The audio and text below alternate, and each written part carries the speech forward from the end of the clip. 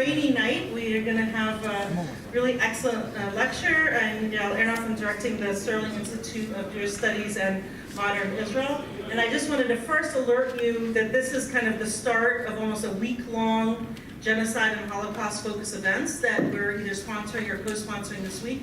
So tomorrow, the entire day in the library, there are fascinating panels from scholars all over the world discussing the commemoration of the 25th anniversary of the Rwandan genocide, where in the span of 3 months in April 1994, up to 1 million people Tutsis were murdered there. And our own Professor Amy Simon is going to be on a panel. The first panel is also on the Holocaust and Armenian genocide. So there are flyers in the back, but if you have the time, I encourage you to stop by there. Then on Monday evening, we're sponsoring excerpts from a play called Indecent in the theater of the Residential College of Arts and Humanities.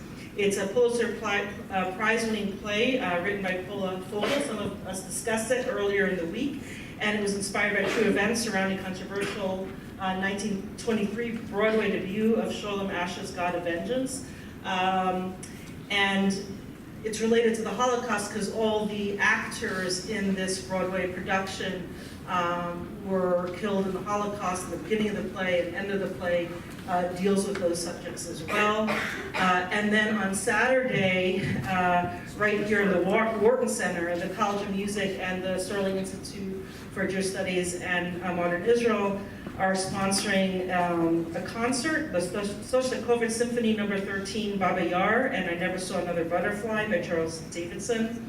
And it's basically a commemoration of the 1941 massacres of Jews in the Ukraine, and there's going to be a preview lecture at 7 p.m. at the Wharton Center by, again, our Holocaust chair, chair of Holocaust Studies and European Jewish History, Amy Simon, who's going to be giving the historical context for the events beforehand, and our associate professor in the history department, affiliate with the Sterling Institute, Matthew Polly, who's some here in the back as well, who's an expert on Ukraine and anti-Semitism in Ukraine, who's going to talk also about commemorations and memories of Baba Yar there. And then there's going to be the MSU Symphony and choral singing, so it should be, they've been planning this for months, all year actually, and it should be a pretty phenomenal event where also many survivors of the Holocaust in Michigan may stand up at the event itself, and also the next day they're having it in the Detroit Art Center where at 2 p.m. they have the preview lecture, and then 3 p.m.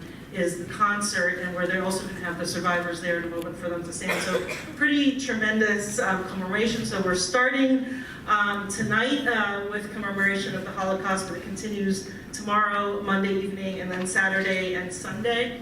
And for students, we also have course listings there, so if you're interested in these subjects, we have courses on the Holocaust that Professor Karen Hanshu and Professor Amy Simon teach, and the Professor Matt Polly teaches subjects related to that in history, and in James Madison College, Amy Simon teaches classes related to that. So if righteous is attached to rescue.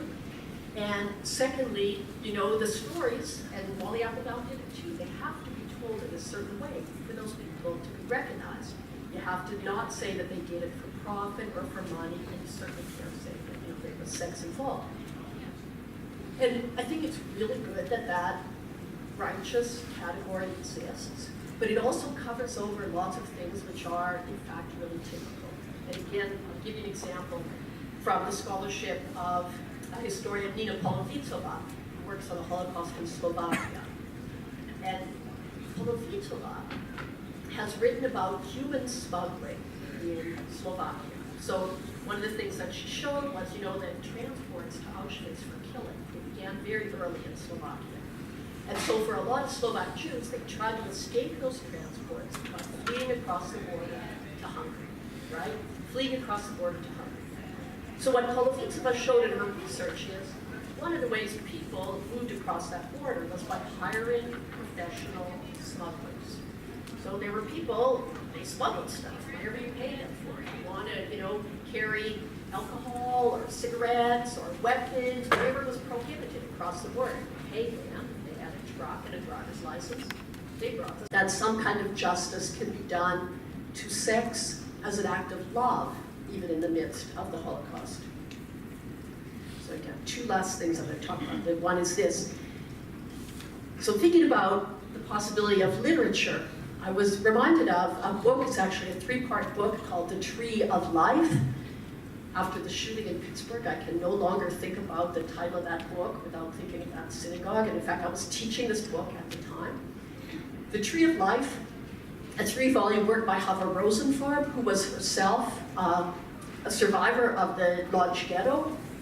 And the character Rachel in the book is, I think, pretty closely related to Rosenfarb's own character. In a 3-volume book that provides a very detailed account of life and death in the Lodz Ghetto, sparing nothing, nonetheless, Hava Rosenfarb manages to weave in countless stories of love and also sexual encounters. I'm just going to read you a part of this one. You may be surprising. Rachel, in this case, and her lover, I'll just start in the part way down. The cellar was full of lips, of pounding hearts and pulsating veins. We were the 2 lovers who embraced through a wall of barbed wire. We were Adam and Eve in the cold country of the north. We were 2 and 1, one and many. It seemed to me that we were splitting the atom of existence, reaching to the silence of death and the beginning of life. Rosenfarb doesn't leave it at that. It's not the happy ending. Here in that, later in the book, we discover that even that relationship between Rachel and David is strained by the pressures of the ghetto, so that destructiveness, death, and life are always intertangled in her account as well. I want to end with one account that I think helps us maybe think about how life and death, the impossibility and the necessity of hope, how to build a future on such a shattered past, how these themes maybe are something we can think about precisely by focusing on the subject of sexual violence. So I want to end with one last account here by a man called Nate Leipziger. Nate Leipziger, who was also a teenage boy when the war began. Actually, he was 11 years old in 1939. He was in a series of labor camps, also spent some time in Auschwitz-Birkenau, alongside his father. In one of the camps, a camp called Fünfteichen, Nate Leipziger, too, was used as a sex slave by one of the capos, something he didn't talk about for many, many years, though he was a very active survivor speaker, and that he only began to speak about publicly quite recently. So this is our last text, and there we have it. I always wondered if my father knew, but he never asked, and I never talked to him about it, not even after the war. It was one of those secrets one carries through life. It took me many years to admit it to myself and to accept it. It was only after sports personalities and native residential school survivors came forward and disclosed their sexual abuse by their trainers and superiors that I had the courage to speak about my experiences. Up to that point, I felt the abuse was somehow my fault, and I was bitterly ashamed. Leipziger's remarks point to, I think, a profound opportunity for human solidarity. The terrible truth about the ubiquity of sexual violence, the ways that we feel it on our own bodies, the way that this vulnerability is shared across many, many cases of extreme violence, also opens a possibility for dialogue across groups and across communities. For Nate Leipziger, his conversation partners have been above all Indigenous men, 2 in particular, Eugene Arcand and Theodore Fontaine, 2 Canadian Indigenous men, both of whom were abused sexually, physically, and emotionally as boys in Canadian residential schools. Theodore Fontaine wrote about it in his memoir, Broken Circle. Since being in contact with Eugene Arcand and Theodore Fontaine, Nate Leipziger has spoken publicly with both those men on different occasions. I've thought a lot about what a powerful experience that must be for the members of their audience, particularly those who themselves perhaps have experienced sexual violence as children.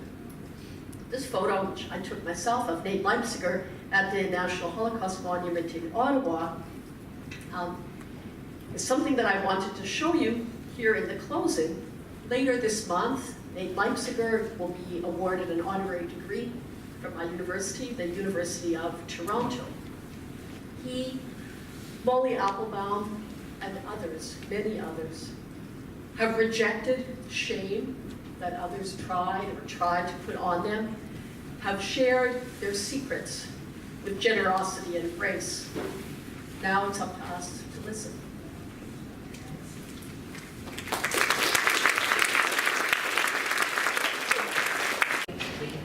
Professor Bergen will take questions, so I think maybe I'll just come around with the microphone. So people who have questions, please raise your hands and I will circulate.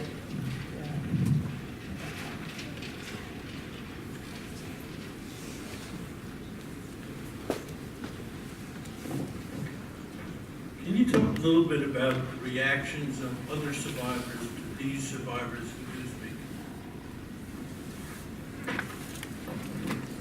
This is a really great question, and it's a little bit hard to generalize, but I'll do the best that I can. I mean, in the case of both Pinka Scooter and Nate Leipziger, they both live in Toronto.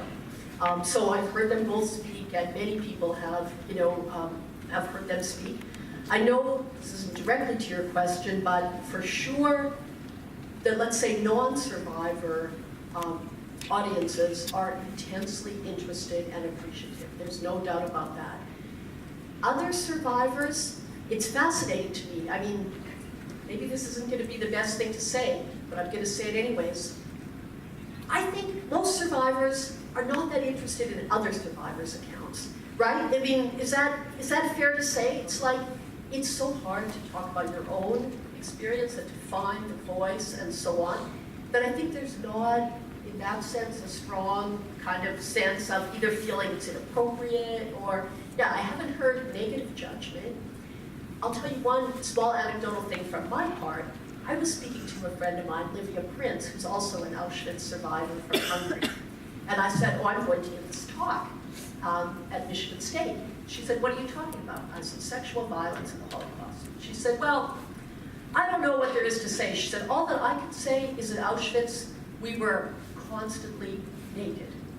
We were always naked. We were always naked. The whole thing was sexual violence. It was so interesting to me. I've never heard her say anything about that before. She was also a teenage girl, not even 16 years old at the end of the war. But this was, she said, like, it was all sexual violence. We were forced to walk around naked all the time. But commenting on others, I haven't really heard that. All through destruction, through killing, right? The violence, which in a sense resolved contradiction for its perpetrators. There are many, many such cases, just describe one or two others from German sources. In a post-war interrogation, a German soldier described how in occupied territories of the Soviet Union, he had walked through an SS residence, and in 3 different rooms found SS men in bed with young Jewish women.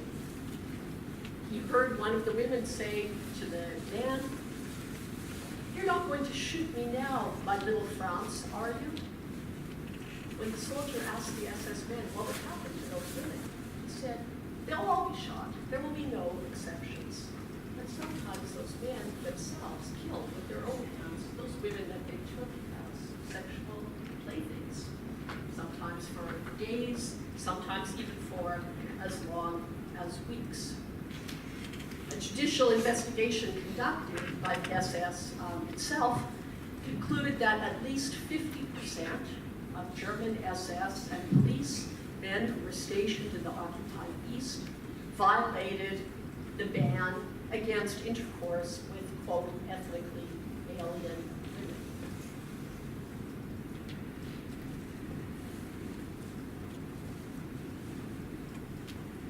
For the privileged members of the would-be master race, sex, physical rewards became a kind of reward for their participation, their power in the Nazi system.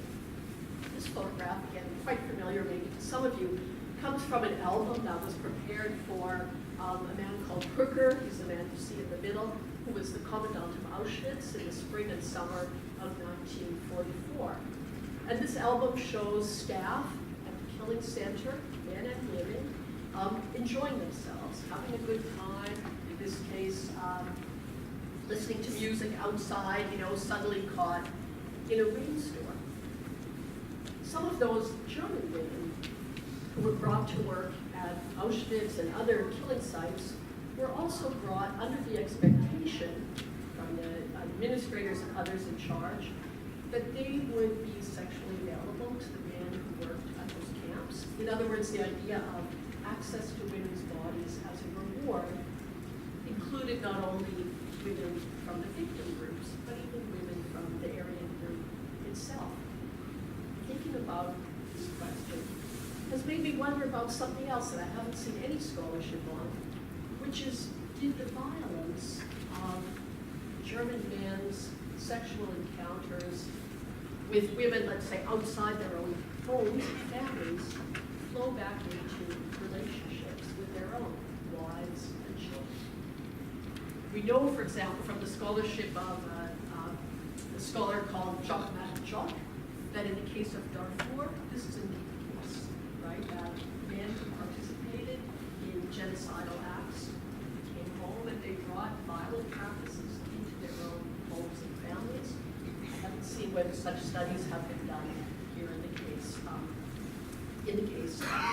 case of Germany. So if physical pleasure and sex can be a kind of reward for perpetrators, it could also present a kind of comforting or normalizing dimension. This picture, which comes from a collection from the military photographer, shows the German reopening of the church in occupied Belarus, in Tepsk, where the German soldiers invited some local Belarusian women to participate in this church service. And for me, this image is kind of a good way to think about what were local relations like between occupied German forces and the populations around them. We know that in many cases, those German men were billeted in local homes. Women cooked for them, sometimes for sex with them, cleaned for them, took care of their needs. When you think about that, like, what were those relationships like? Again, we have from German sources accounts of cases of rape, concubinage, other forms of coerced sexual encounters, sometimes very dramatic stories about German soldiers organizing one case, a so-called theater troupe, where they found local Russian women, forced them to sing and dance and perform for them, got them drunk, involved them in orgies and other sexual things. There are also less dramatic forms of abuse. For instance, cases of German men literally prancing around naked as if the women whose homes and villages they've been counted for nothing. Or cases, this one comes from Silly Grossman's reporting, of German men who literally crapped in their beds when the weather was cold outside and waited for the women who cleaned for them to clean up that business. Now, thinking about these issues, this reality, can really be pretty terrible, and can make a person feel like despairing. I've been mindful of the, I think, wise words of the Jewish theologian Abraham Joshua Heschel, who reminds us that to wallow in despair is a sin. And I was thinking about how to talk about this subject without wallowing in despair. And one of the things that I thought about is how rarely, in fact, we talk about sex or sexuality in any kind of light, connectedness, love, intimacy, warmth, genuine feelings between people when talking about contexts of war, violence, and genocide. One of my friends, a professor of classics, Catherine Schlegel, whose father, by the way, was a professor of physics here, Richard Schlegel, for many years. Catherine Schlegel has used the expression the impoverishment of language to talk about how sometimes our language doesn't give us space, not only for talking about the depths of horribleness, but also for talking about maybe things that too easily can sound cliche or sentimental. So I thought about first this picture as a reminder that even in this case, in Amsterdam at the Jewish quarter in 1942, relationships of love, of warmth, of intimacy continued. And people tried to find some ways to maintain the dignity and the meaning that goes with such relationships. Lest you get too excited about the happy ending, I can tell you that both this handsome groom, Solomon Shriver, and the beautiful bride, Flora Mendes, were murdered shortly thereafter in the Soviet War. The Polish sociologist Anna Pawłowska, who was herself a prisoner in Auschwitz, after the war wrote a book called Values and Violence in Auschwitz, where she devoted a chapter to talking about sexual relations, and she tried to emphasize that indeed some positive relations were maintained even under those most horrible of circumstances. And here I'll just read you the center part. She talks about what about when women and men were divided within the camp. She says only in exceptional circumstances could their bond of feeling find erotic fulfillment. Both parties ran a risk that could only be measured by the scale of their yearning. When I read that passage for the first time, I thought that expression, the scale of their yearning, sounded like something from a love poem, right? Not a sociologist. And I thought that perhaps it's only in literature, in acts of imaginative writing, works of imaginative writing, outside of the so-called undressing barracks, are not mentioned in any of the captions on the film. Only after thinking and studying about issues of sexual violence did I realize what the picture really shows is a scene right before, a scene of rape. A killing unit needs an undressing barracks for what? Those women had to take their clothes off and then they were killed. They were either killed on the spot or they were driven with trucks to a killing field a short distance away. This is not an Auschwitz or a camp. This is the killing site of this order police. And from many sources we know, maybe not at this particular moment, that those killings were accompanied by sexual violence. In other words, those women didn't take the clothes off and then get to put them back on again. They took the clothes off, and often the sexual violence preceded their killing. And in fact, the killing itself permitted the violation of the so-called race laws, right? Because for the men who were about to murder those women, it was no longer a crime to violate the ban against sex with so-called undesirable populations. Now, the subject of rape, as I told you, is actually mentioned in many, many sources, including sources from the Germans, including Jewish sources, including sources after the time, and also sources from the time. I just picked two examples that I thought I would ask you to read or draw your attention to. And the first one is an account from a Polish-Jewish man, Jakob Littner, who fled German-occupied Poland to the east, found himself in 1941 in Ukraine at the time Germans invaded, and he described a situation in the Ukrainian city of Zbarach. So if you have the number 5, thank you. In the city was a terrible chaos. It struck with SS men who were armed to their teeth. Most synagogues were put on fire. Theft, murder, rape came upon us like a hailstorm.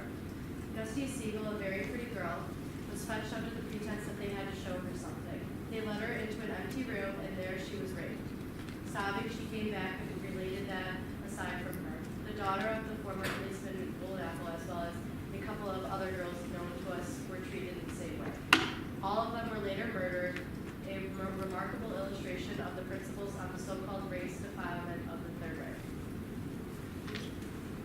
So this account, you can see, includes at the beginning some of the conventions that were often used to talk about rape during pogroms, right? The linking of the rapes with other forms of destruction, the burning of the synagogue, the theft, the murders. But at the end of the passage, it adds a twist by linking it to Nazi racial laws and noting, cynically, right, a remarkable illustration of the principles of so-called race defilement. This is another just very short account, in this case an account from a woman herself, a victim of rape, and again I can ask you to read it. And all of a sudden, the door opened and 3 Nazis came. They dragged us on the floor. They violated us. Sexually violated us. It smelled like beer, you know. They raped us. That's an account from Auschwitz, short, to the point, but a rare account because a woman who lived to tell the tale. Now, the longer account by Lindner drew attention to the contradictions. Nazi racial law that supposedly banned sex between the supposedly superior Aryans and their target peoples. But such contradictions, in fact, were rife in the Nazi German system. This text, which we won't read, but I'll just tell you about it, highlights in a particular way these kinds of contradictions. Because what the text is a communication from the Minister of Justice, Otto Tierach, directly to Hitler, where he talks about a Jewish woman who sold her breast milk, concealing the fact that she was Jewish, and that this created a potential problem for the authorities of the Reich, because how could the breast milk of a Jewish woman be fed to German children? And clearly, it was fed to German children, and they understood quite well that breast milk is breast milk, right? But the idea that somehow this violation had to be concealed is typical of the contradiction. The notion that there is this vast racial difference, and then the reality that, indeed, the blood of Jewish children could be used as transfusions for German soldiers, breast milk could be fed to German children, Jewish women could be raped, and there are many other contradictions that are exposed when you look at sexual violence. Again, I'll just list a few. The fact that men accused of paragraph 175 violations, that is, men accused of homosexual acts in Nazi Germany, in turn became the targets of intense sexual violence from heterosexual guards in camps and prisons. Or how about this contradiction? The fact that Polish women charged with violating laws against sex with German men could be punished for that violation by being sent to military brothels where they were forced to have sex with German men. You understand what I mean? Such contradictions were central to the functioning of the system. A very important set of issues. Now, German military conquest and occupation spread Nazi German power, domination, and impunity beyond the early borders of Germany. And this next passage that I'm going to have our first audience participatory reader read for you, I'll tell you what it is and then we'll hear it, comes from a memorandum sent by the German general Johannes Moskovitz to Hitler in early 1940, in which Moskovitz, a German general, outlined crimes and misbehavior committed by Germans in the occupied Polish territory. Many of the examples he gave were sexual in nature. We're going to hear 2 of them. First one from Professor Simon. On February 18, 1940, in Petropow, 2 sentries abducted the Jewish Moskovitz age 18, and the Jewish Santosca, age 17, at gunpoint from their parents' homes. The soldiers took the girls to the Polish cemetery. There they raped one of them. The other was having her period at the time. The men told her to come back in a few days and promised her 5 blessings. Think about the casualness of this sexual abuse. Only one of those young women was raped, but would you say only one of them experienced sexual violence? Of course not, right? It was both of them. This account by Moskovitz detailed this and other incidents as a way to complain to Hitler that the German discipline was breaking down in the occupied Polish territories and that it was going to result in alienating or making it more difficult to rule over local populations.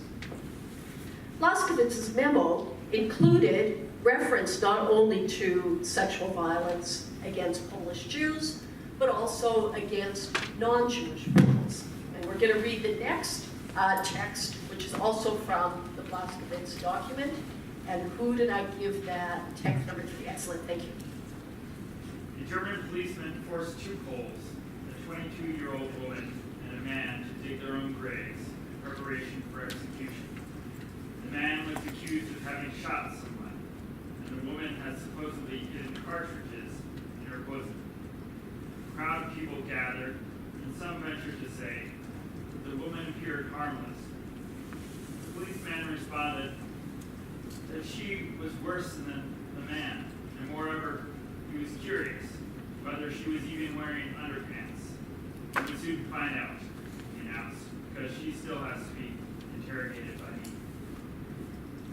This account was quite detailed, and after this passage that we just heard, the reporter continued to note that the policeman then hit both the Polish man and the woman with a shovel, then with his leather glove, slapped them across the face.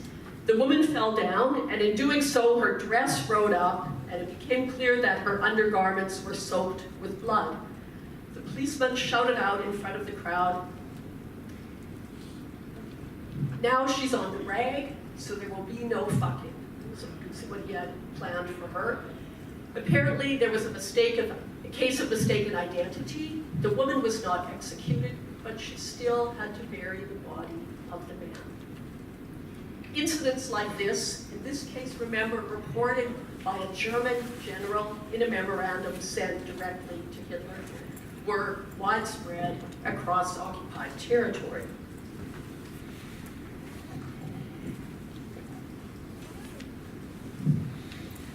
The historian Henry Friedlander, in talking about the Holocaust, used the expression, the drug of power over other people. Thinking about the kind of impunity that this policeman exercised in his treatment of the man and the woman is a good reminder of how this notion of the drug of power over other people could be linked to sexual violations, and how in a system based on divide and conquer it became endemic. This passage, very interesting passage, comes from an interview from the Shoah Foundation collection with Pinka Scooter.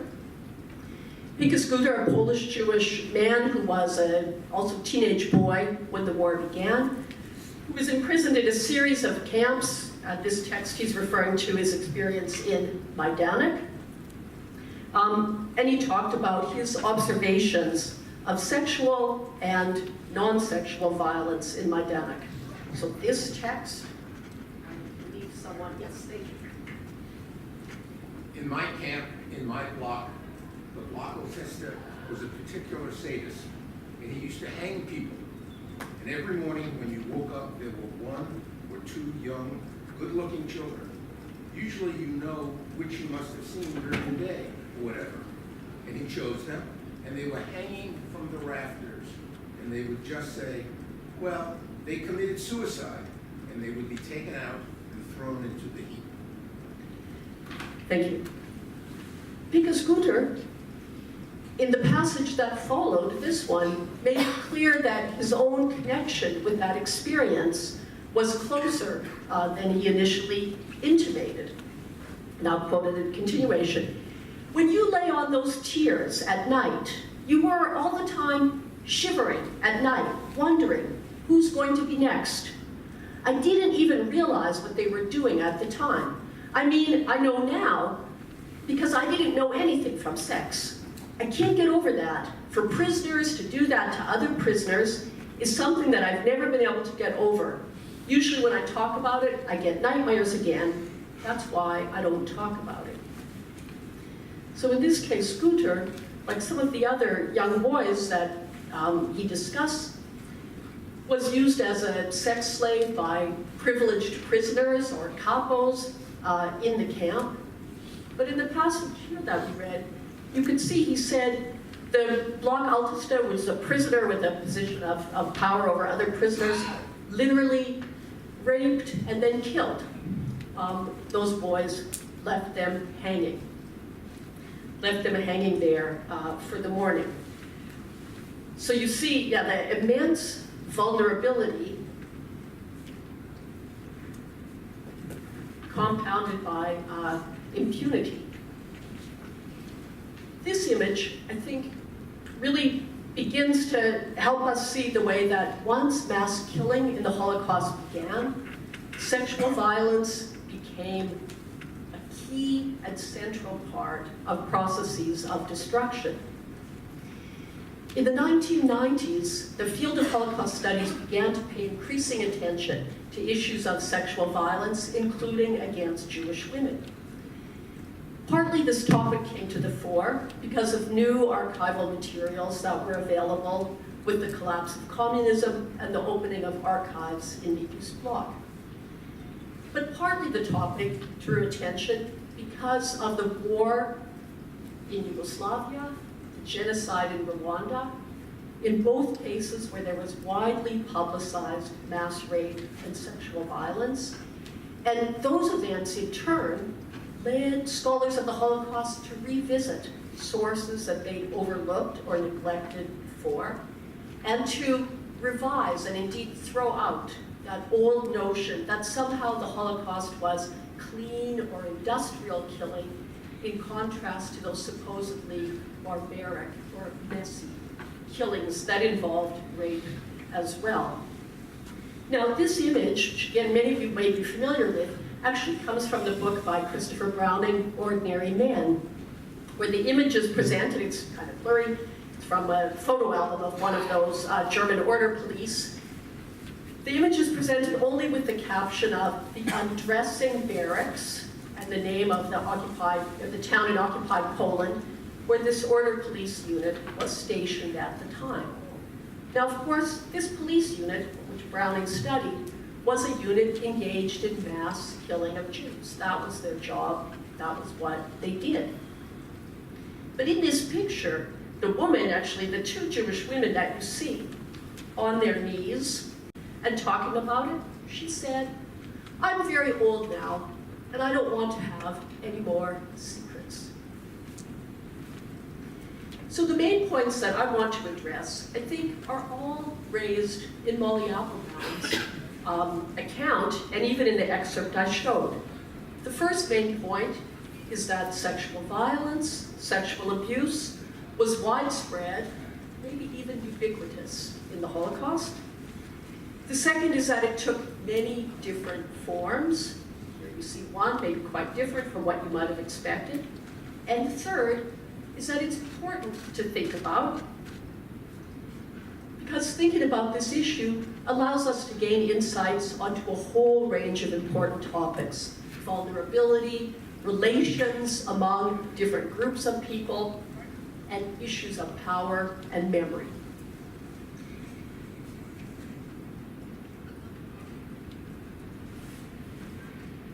So maybe you're thinking, is this topic, the topic of sexual violence in the Holocaust, just a response to a kind of Me Too moment that we find ourselves in right now?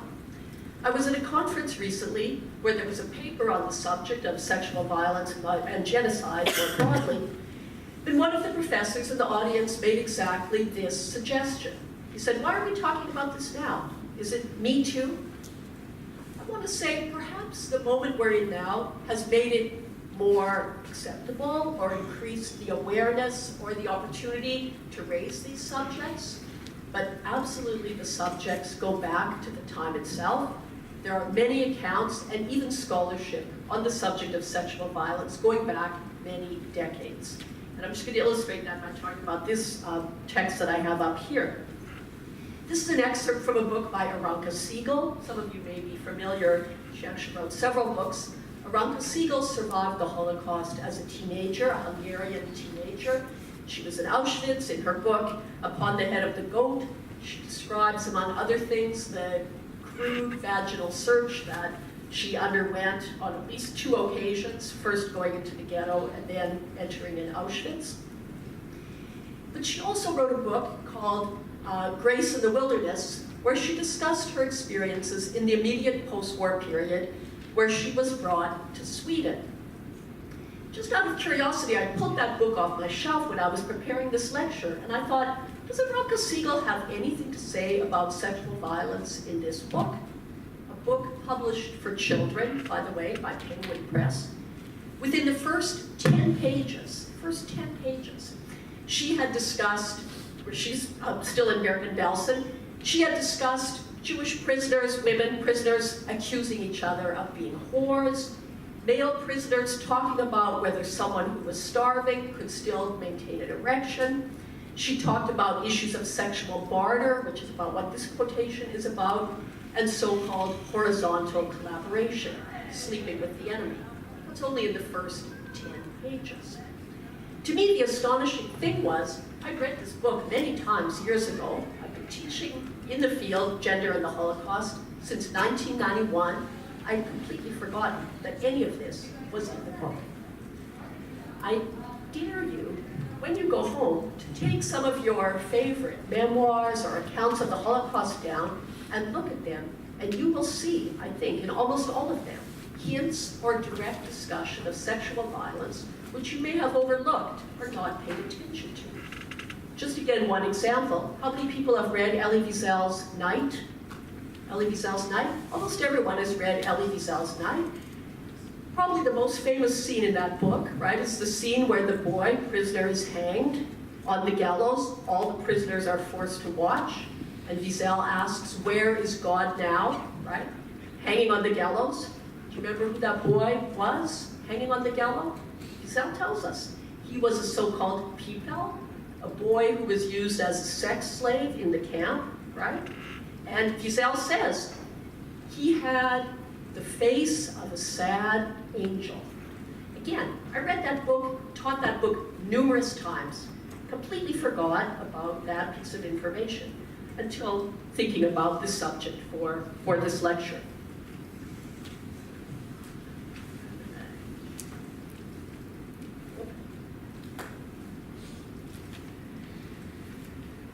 So thinking about sexual violence in the Holocaust really draws our attention to which bodies were vulnerable bodies in that time. I already mentioned, of course, hidden children completely vulnerable, but there are many other forms of vulnerability, and I think thinking about sexual violence really highlights them. Think about the fact, for instance, that Jewish boys are circumcised. This made them vulnerable in particular ways, often very difficult to find places to take refuge for Jewish boys. But it also meant that for men, the risk literally of being forced to pull their pants down and be exposed if they were hiding or passing was very real and present. There are other kinds of vulnerability too around issues of sex and sexuality. In a very interesting book, about her experiences being sterilized under the Nazi regime, a German woman called Elisabeth Clausen wrote about how after she was sterilized, being deemed feeble-minded, already in the hospital, she was subject to unwanted sexual advances. She was repeatedly sexually abused because people thought since she had been sterilized, she couldn't become pregnant. And the fact that she was sterilized somehow proved that she was feeble-minded or simple-minded, and who would believe her in any case? Other forms of vulnerability could involve elderly people, people whose bodies deemed unsexy were often the subject of mocking for Nazi mobs and crowds. For example, survivor Fred Mann from the German city of Leipzig describes how his Jewish grandfather, with other elderly men and women, were rounded up in November 1938 and forced to jump across a small river. Those who stumbled and fell became the subject of laughing and humiliation. And often elderly people forced to strip naked and perform humiliating acts became a subject of amusement for German guards and others. But there are other, maybe less obvious kinds of vulnerability that are important to think about as well. And many of them involve borders and paperwork. If you think about issues of refugees, you'll be quite familiar with what I mean. Many accounts of the Holocaust talk about the troubles people had acquiring visas, passports, papers to allow them to cross borders, and how often it was the, quote, very beautiful sister, or the elegant mother, or the charming aunt, whose job it was to try to procure those papers. Of course, it doesn't mean that in every case there was some exchange, right, of sexual favors for those papers, but it means that the awareness, the possibility that this could be so, was something that was very clear in many people's minds. All right, thank you all for being here. I have been touting this lecture all year. It's my great pleasure to welcome Dr. Doris Bergen to MSU. I'll say just a few words about her. I could say many more things. But Doris Bergen is the Chancellor Rose and Ray Wolf Professor of Holocaust Studies in the Department of History and Anne Tannenbaum Center for Jewish Studies at the University of Toronto. She has published or is author or editor of 5 books: Twisted Cross, Twisted Cross, the German Christian Movement in the Third Reich, War and Genocide, A Concise History of the Holocaust, which is in its 3rd edition, The Sword of the Lord, Military Chaplains from the 1st to the 21st Centuries, and she's edited a volume of Lessons and Legacies 8. And I just want to say a word about War and Genocide, which many of you have read for parts or whole in my classes. This is one of the most exceptional volumes on Holocaust history that concisely, as the title says, presents an enormously nuanced and personal picture of the complex historical events that happened before, during, and after the Holocaust. And so I just want to personally thank you for such a great volume that makes teaching this topic really a lot easier. Some other accolades. Professor Bergen has held grants and fellowships from the SHRC, the United States Holocaust Memorial Museum, the German Marshall Fund of the United States, DAD, Alexander von Humboldt Foundation. She's taught at the universities of Warsaw, Christina Tuzla, Notre Dame, and Vermont. So she has just won basically every award. And as if that's not enough, she's also a Royal Fellow of the Royal Society of Canada and member of the Academic Committee of the United States Holocaust Memorial Museum in Washington, D.C. So we are very excited to welcome her here to speak tonight on the topic of No Secret, Sexual Violence in the Holocaust. Thank you. It's an Achievement Award in Jewish Studies to 1 to 3 students. And this year it's my pleasure to recognize David Warshai. You're here somewhere, so please come up.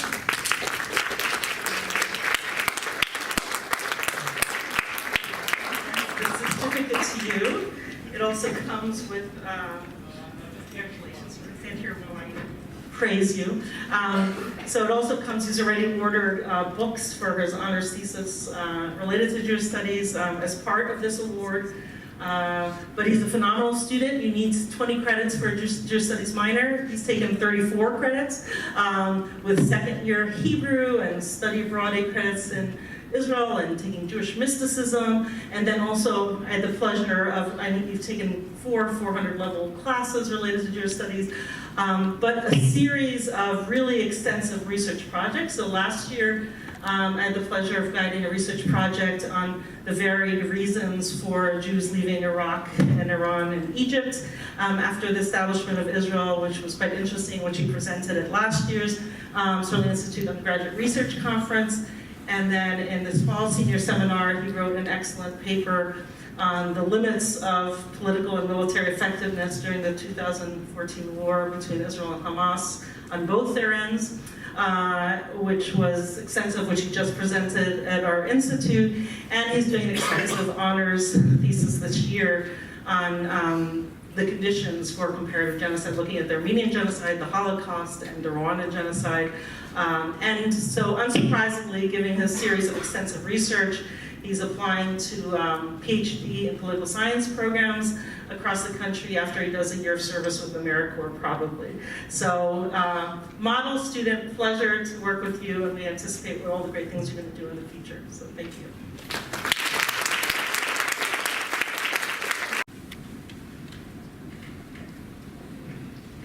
Do you know if there were any actual repercussions against, when those memos were sent about sexual violence?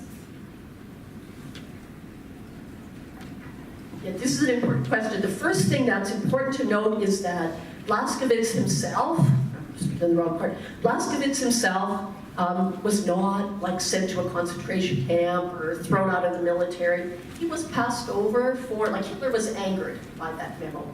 And he said something like, you don't win a war with Salvation Army methods.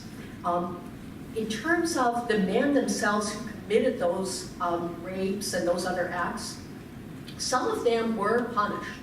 A lot of what we know about these cases comes from German judicial records. Some of those soldiers were, brought in front of different boards and hearings. And same with the SS. But it's quite, arbitrary isn't quite the right word, but usually it was not the sexual violation itself that caused the problem, but it was because the person was, for some other reason, let's say, out of sync with the rest of their units. And so to give you an example, one case that I've seen talks about 2 German soldiers who were stationed in Lithuania, in occupied Lithuania, and they went into they got really drunk, and they went into the Kovno ghetto looking for women to have sex with. So they got really, really drunk. They went into the ghetto. They were roaming around. They raped some Jewish women in the ghetto, and they got in trouble. And they were brought before, disciplinary board. But the issue was not that they had sex with those Jewish women, but that they showed up too late back to their barracks, right? And so the same with these SS guys, who took those women before they killed them and made them into sexual playthings for some time. If they ever, I haven't seen a case of this, but I know one such case where a guy who tried to protect his household Jewish staff. He had a number of women. They were doing domestic work for him in the house, cooking and so on. He tried to protect them from killing squads. He's like, no, you're not going to kill them. He got in some kind of trouble. He got a reprimand. And when he was away, they came in and, took those women out and killed them as well. So they didn't usually get in trouble only for the sex and the rape, but that could be held against them because it was violating the laws, right? If they did something else that got them in trouble. And usually the something else was obstructing the killing process in some way. But yeah, the court cases, they're really, really interesting. And there's another scholar called Monika Flashka, who wrote a PhD at Kent State University, and she worked on a lot of those kind of court cases.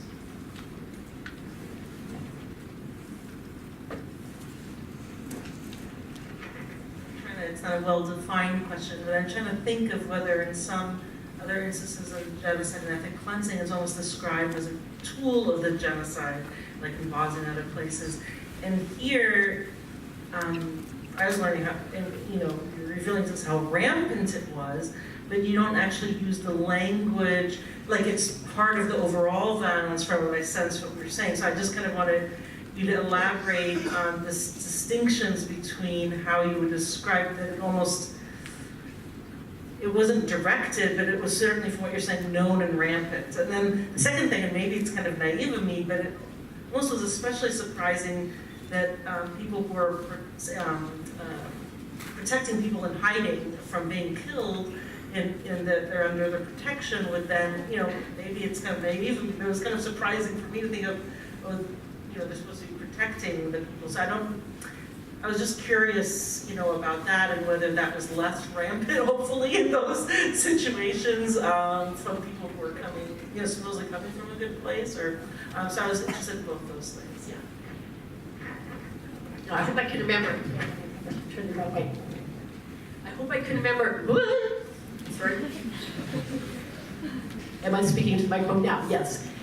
So the first question is extremely interesting, this idea about rape as a weapon of war, because that phrasing is used all the time. Like you said, in other cases, you can think of tons of them. Think about like partition, right? In India, you have that idea of like rape. There's lots of cases where it's like, rape being used as a way to demoralize the enemy, or even to force the, enemy women to bear the children, or, of the race, or to be rejected by their communities, all of this. It's true that in this case, you have, I think, something different. You have something different. You have a kind of sexual violence that's like an overflow or an expression of a kind of sense of absolute domination over these people. Like, these people, we can do anything with them that we want. And I think the notion of once the practice of mass murder of Jews really got underway, like in 1941 and 1942, where for Germans themselves, who were, let's say, in the occupied East, for local populations, and even for Jews themselves, that acknowledge that Jews were literally already dead, even if they were still walking around, that and breathing. That really changed the way that people treated other people. And you could see it definitely with the sexual violation, absolute impunity. You could see it in other forms too, like thinking about physical property. Just give you one example about boots. You know how boots could mean life and death, right? In a climate where people didn't have like a million pairs of shoes, boots and coats, like these things could make a difference between life and death. And we know of many cases where, say in occupied Poland, where non-Jewish Poles got wind of the fact that the Germans were going to liquidate the ghetto. They were going to take the Jews out and send them to be killed or kill them on the spot. You'd have people who would go in and say to maybe Jews they knew, give me those boots, because where you're going, you're not going to need them. This is what I mean by the idea of people being already dead, they have no value, and you could do anything you want to them and nothing could happen. And so I think that's different from the sexual violence being a means to destroy the enemy. There is some of that too, I think, especially toward the non-Jewish populations, right? The rampancy in Poland, for instance, of sexual violation. It was, I think, also linked to an idea that, the Poles are going to be our slaves, not marked for total annihilation like Jews, but they're going to be our slaves, we're going to dominate them. And maybe there's some, a bit more element of that.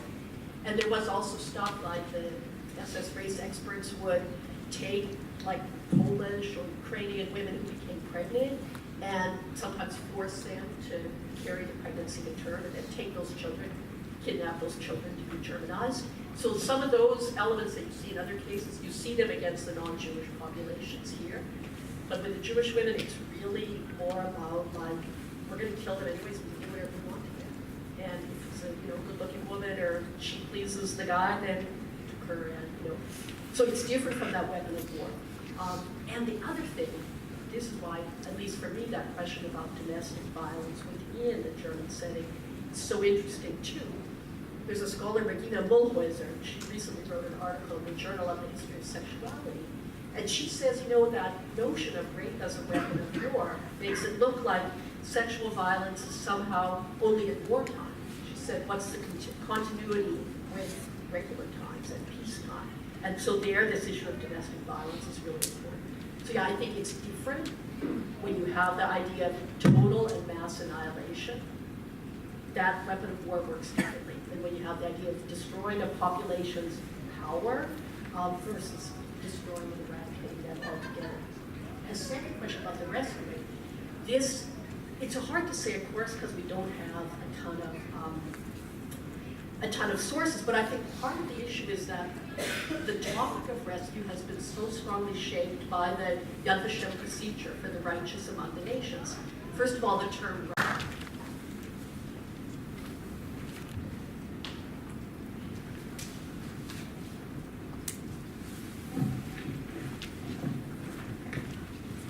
So thank you very much, Amy, for the introduction, and thank you, Yael and Amy, for the invitation.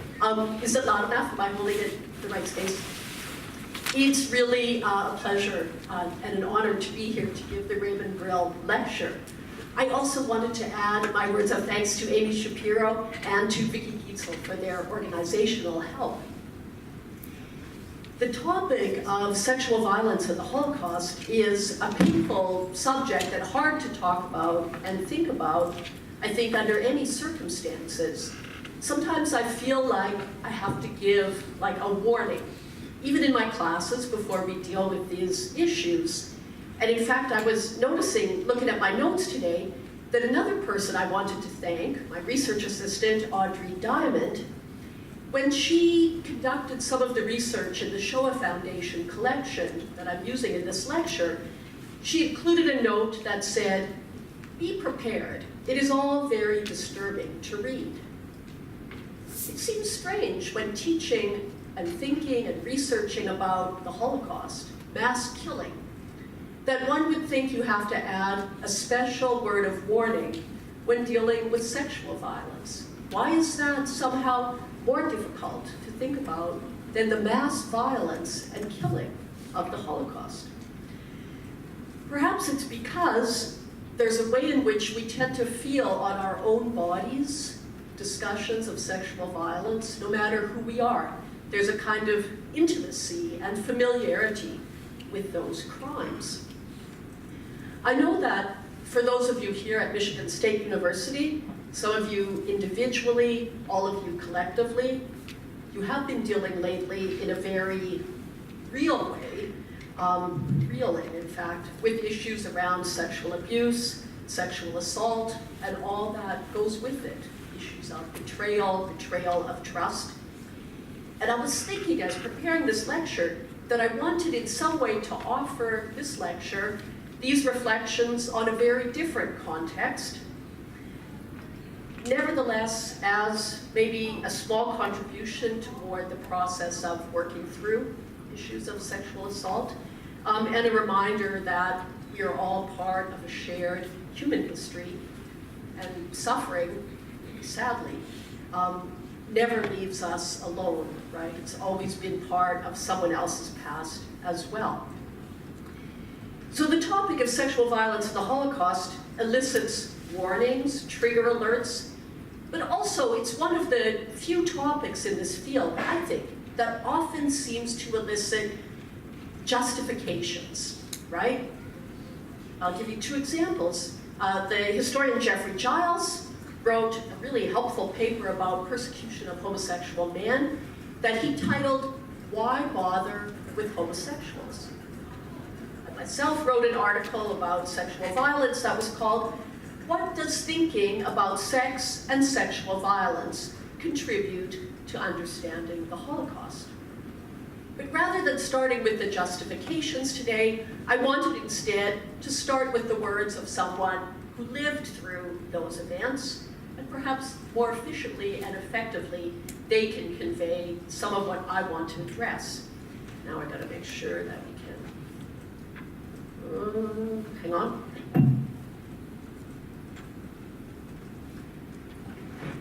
So I also have to say we're using,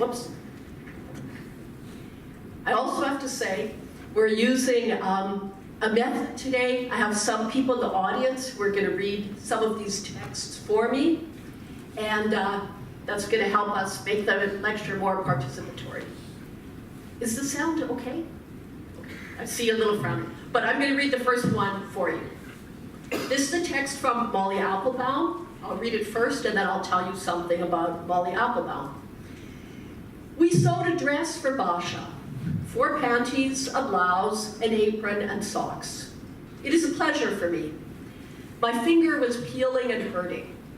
And on April 20th, Kitten was suffering from weakness of the heart, so I convinced her to invite Chirunu over to strengthen it. And she wrote the following note: "If you want to, come over for a while in the evening, because I'm lonely and sad." And he did. And there was some sex. And her heart became stronger right away because she needed it as medicine. When Molly Applebaum wrote those words in her diary in 1944, she was 14 years old. She was hiding in a box on the floor of a barn in the Polish countryside, where she and her cousin, who was a few years older than her, to whom she gave the nickname Kitten, so that's who Kitten is in the text, Molly and her cousin spent almost 2.5 years in that box on that farm, sheltered by a brother and sister, Victor and Amelia, Polish Christian, brother and sister. For most of the time, they were confined to the box where they could neither stand up nor sit up. They struggled with fear, with filth, with skin diseases, with hunger and neglect, but above all, with crushing boredom. During that period of time, in the 2.5 years, first Molly's cousin, and then Molly herself, began to have sex with Victor, the middle-aged man who was sheltering them. It is, sadly, not surprising that Jewish children being rescued or sheltered should be sexually abused by their rescuers.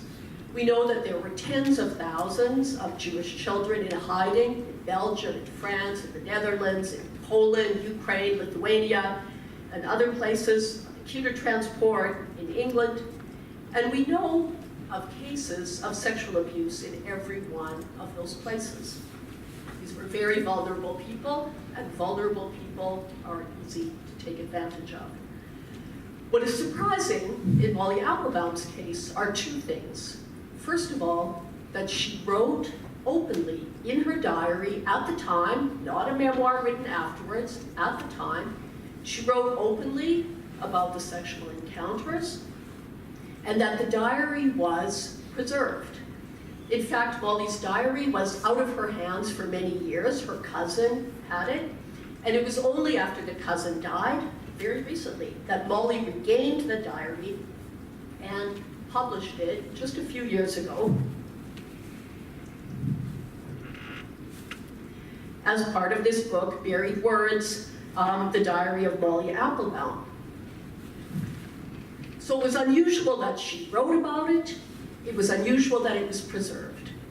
Molly wrote 2 other accounts of her experiences in the Holocaust that did not mention the sexual encounters with Victor. One of them was the documentation that resulted in Victor and Amelia being recognized as righteous among the nations. So you can imagine she did not include this fact in that. The other was a memoir that she wrote in the 1990s, a short memoir published in the book. The second surprising thing is not only that she recorded, but the way that she talked about the sexual abuse in her diary and subsequently in interviews. Molly Applebaum emphasized that it was she and her cousin, the 2 girls, 2 teenage girls, who initiated the sex with Victor, in the hope that it would bind him to them, right? Make him less likely to betray them, and also that it would give them something to talk about, a diversion. In an interview conducted very recently, Molly Applebaum said, she lives in Canada, Molly Applebaum said, for us, it was entertainment. When the interviewer asked her, why, after not talking about it for so long, are you now publishing your diary